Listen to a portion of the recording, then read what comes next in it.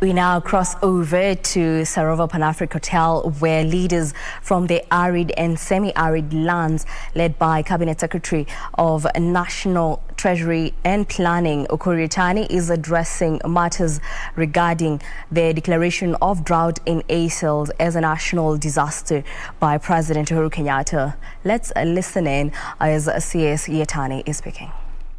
When something is declared as a matter of both national importance and an emergency, it means there are consequential events that follow. One of it is certain provisions of the law are overlooked, including the procurement law. I'm sure that is the essence of having something declared a disaster.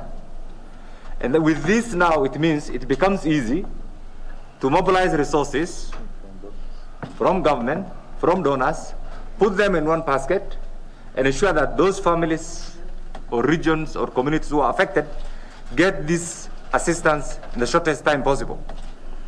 This is in the short term, but I think in the long term it also brings out the issue of the urgency, actually, to address some of these salient challenges that have been there with us for quite some time. And of course, drought will be there, it's perennial. It's perennial, it has been there. It's only God who can assure us the change of climate. But for us as human beings, I think the best we can do is to be resilient, to be prepared. And that's why we have a responsible government. When we interacted with His Excellency the President yesterday, and I'm sure he had all the enabling information from his able officers on the ground, the issue was, how do we address this emerging challenge? The county governments are there, they get a lot of resources. The national government is there, they are donors. So what is missing right now is just to coordinate under this emergency kit. And this is the essence of actually declaring this an emergency. Finally, we're in a political season.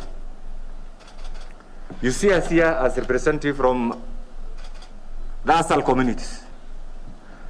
I want to call upon the leadership, the opinion leaders and the leadership of the ASAL communities to be firm and resolute in their support for all the initiative being spearheaded by His Excellency the President and his hashtag partner.